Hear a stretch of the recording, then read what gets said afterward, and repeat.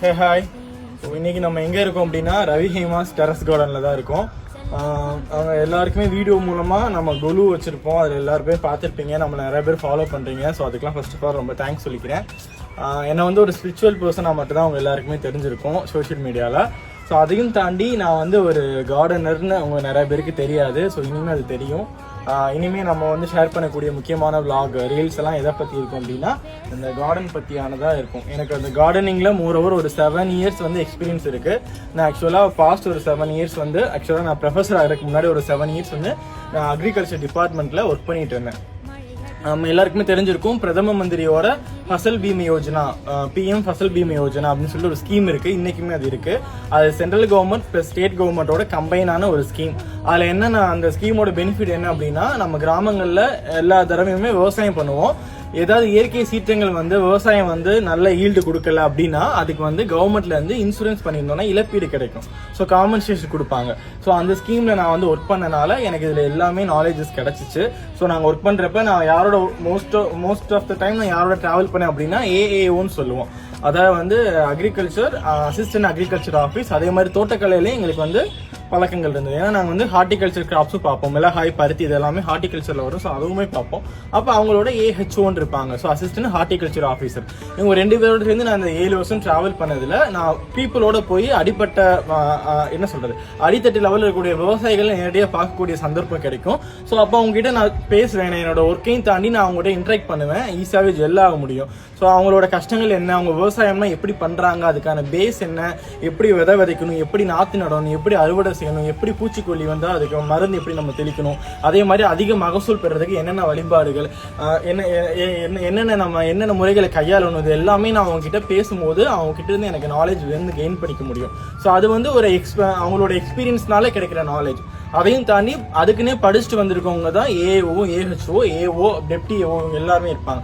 So அவங்களோட நம்ம சகஜமா பழகிறதுக்கு வாய்ப்பு கிடைக்கும் போது அவங்ககிட்ட வந்து அதுக்கான தியரிட்டிக்கலான நம்மளோட எக்ஸ்பிளனேஷன் நம்ம கேட்க முடியும். ஸோ ஏன்னா அவங்க படிச்சு வந்தனால அவங்க அதுக்கு சயின்டிஃபிக் மூலமா அதுக்கு என்னென்ன ப்ரொசீஜர் நமக்கு சொல்லி கொடுப்பாங்க. ஸோ அதெல்லாம் நான் கேதர் பண்ணதில் எனக்கு ஒரு நாலேஜ் வந்துச்சு.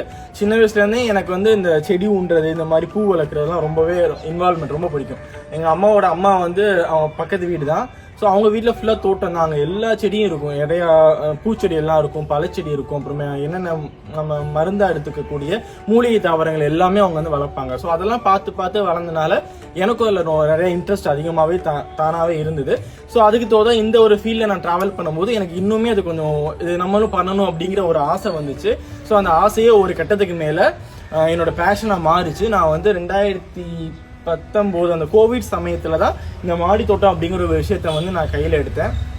2019, 20, 21 அதுல இருந்து ஒரு 23 வரை இந்த மாடி தோட்டம் சூப்பரா ரன் பண்ண முடிஞ்சு. ஒரு 4 to 5 years வந்து நல்லாவே ரன் பண்ணேன். ஆனா அதுலயுமே ஒவ்வொரு வருஷமும் ஒவ்வொரு சீற்றங்கள் வரும். கோவிட் டயத்துல ஒரு சீற்றம் வந்துச்சு. ஸோ அதுக்கப்புறம் கஜா புயல் வந்துச்சு, அதுக்கப்புறம் தானே புயல். இந்த மாதிரி ஒவ்வொரு புயல் வரும்போதும் என்னோட ஷேர் நெட் எல்லாம் பிச்சுட்டு போயிடும். ஸோ இல்லை நான் இன்வெஸ்ட் பண்ணதும் அதிகம், நான் லாஸ் பண்ணதும் அதிகம். அதையும் தாண்டி எனக்கு ஏன் இதை பண்ணணும் அப்படின்னா, எவ்வளோ லாஸ் ஆனாலும் எவ்வளோ இன்வெஸ்ட்மெண்ட் நம்ம போட்டிருந்தாலும் அந்த ஒரு செடி நம்ம கையால ஒரு விதை வந்து முளைச்சு செடியாகி பூவாகி அது காய்க்கும் போது அதை நம்ம சமைக்கும் போது அந்த ஒரு ஃபீலுக்கு வந்து சத்தியமா உலகத்துல வந்து எதுவுமே ஒரு ஈடாக முடியாது. ஸோ அந்த மாதிரி ஒரு எக்ஸ்பீரியன்ஸ்னால எனக்கு இதை வந்து கைவிடணுங்கிற மனசு வரல. ஒவ்வொரு கடத்துல நான் எவ்வளவு தடவை கீழே விழுந்துகிட்டே இருந்தாலும், இயற்கையை வந்து கீழே தள்ளி விட்டாலும் திரும்ப நான் பீட் பண்ணி மேலே வரதான் பார்ப்பேன். ஸோ அதே மாதிரி ஒரு கட்டத்துல ரொம்பவே அடிபட்டுட்டோம். ஸோ இப்போ நீங்க பாக்குற அந்த மாடி தோட்டம் வந்து என்னோட ஒரு 6th 7th attempt தான் இது. ஒவ்வொரு தடவையும் நான் புதுசா எழுந்து வரும்போது இது 7th attemptல ஸோ இந்த லெவல்ல இருக்கு. ஸோ இப்பவும் இதை நான் கைவிட மாட்டேன். எங்க வீட்லயும் எவ்வளவோ சொல்லுவாங்க, இதெல்லாம் எதுக்கு நீ இவ்வளவு தூரம் போட்டு ஸ்ட்ரகிள் பண்ற, நீ வந்து ஆஃபீஸ் போற, நீ காலேஜ் ஒர்க் பண்ற, நீ வந்து ஜிம் போயிட்டு இருக்க, நீ வந்து சாமி விஷயமும் பண்ணிட்டு இருக்க, இதெல்லாம் நீ கேரி பண்ணும்போது எதுக்கு இதையும் போட்டு எக்ஸ்ட்ரா உனக்கு ஒரு பேர்டனா இருக்கும், நீ இதை வந்து விட்ரா நான் பாத்துக்கலாம் அப்படின்னு எவ்வளவோ அவங்க சைட்ல வந்து எனக்காக அவங்க பேசுவாங்க. இருந்தாலும் யார் என்ன சொன்னாலும் இது ஒன் ஆஃப் மை பேஷன், இது நான் விரும்பி ஏத்துக்கிட்ட ஒரு விஷயம். நம்ம பிடிச்சி நம்ம விருப்பப்பட்டு ஒரு விஷயம் செஞ்சோம்னா அதுல தடங்கள் வரதான் செய்யும். அதுக்காக அதை விட்டுட்டு பின்னோக்கி போறது தான் என்ன கேட்டா கோலத்தனம். அதை நம்ம என்னைக்குமே செய்யக்கூடாது. அது எவ்வளவுதான் நம்மளை கஷ்டப்பட்டாலும் அதை நம்ம பீட் பண்ணி போகணும். அதுதான் வந்து எனக்கான ஒரு மோட்டிவேஷன்.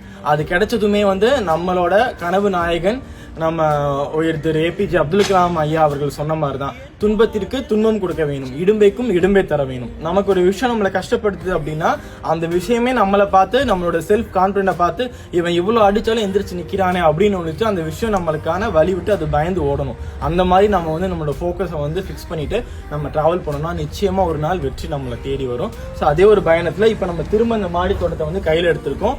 ஒரு வீக் கழிச்சு நான் வந்து இந்த மாடி தோட்டத்தை வந்து ஆரம்பிக்க போறேன். புதுசா ஃப்ரம் த பிகினிங்ல இருந்து மண்கலவை எப்படி போடணும், விதை எப்படி விதைக்கணும், ஸோ நாற்று எப்படி நடணும், காய்கறி செடிகளுக்கு எந்த மாதிரியான மெயின்டெனன்ஸ் தேவை, பழச்செடி பூச்செடி இது எல்லாத்துக்கும் தனித்தனியான எலாபரேஷனான வீடியோஸ் அண்ட் உங்களுக்கான அந்த எக்ஸ்பீரியன்ஸ் எல்லாத்தையும் நான் உங்களோட கண்டிப்பாக ஷேர் பண்ணிக்கணும்னு விரும்புகிறேன். ஸோ இதுவுமே இந்த மாடி தோட்டத்தோட அப்கமிங் வீடியோஸில் வந்து கண்டிப்பாக நம்ம எல்லாத்தையுமே தெரிஞ்சுக்கலாம். அதை தெரிஞ்சுக்கிறதுக்கு நம்ம சேனலை வந்து ஃபாலோ பண்ணுங்க. யூடியூப்லேயும் இதுக்கான ஃபுல் வீடியோஸ் இருக்கும். ஸோ கண்டிப்பாக யூடியூப்ல போய் ஃபாலோ பண்ணுங்க, நம்மளை சப்போர்ட் பண்ணுங்க. இதுக்கு முன்னாடி நான் பண்ண அந்த மாடி தோட்ட அட்டம்ஸ் என்னோட எக்ஸ்பீரியன்ஸை பார்க்கணும் அப்படின்னா அதுவுமே யூடியூப்ல வீடியோஸாகவும் ஷார்ட்ஸாகவும் இருக்கு. ஃபேஸ்புக்கில் என் வீட்டு தோட்டத்தில் அப்படின்னு ஒரு குரூப்பே இருக்கு. ஸோ அந்த குரூப்ல போயும் நீங்க பார்த்துக்கலாம். ஸோ இனிமேல் வரக்கூடிய வீடியோவில் நம்ம எல்லாமே வந்து டீட்டெயிலாக பார்க்கலாம். ஸோ என்னை ஃபாலோ பண்ணி இவ்வளோ சப்போர்ட் பண்ணுற எல்லாத்துக்கும் ஒன்ஸ் அகைன் நான் தேங்க்ஸ் சொல்லிக்கிறேன். வர வீடியோவில் பார்க்கலாம். நன்றி, வணக்கம், டாடா.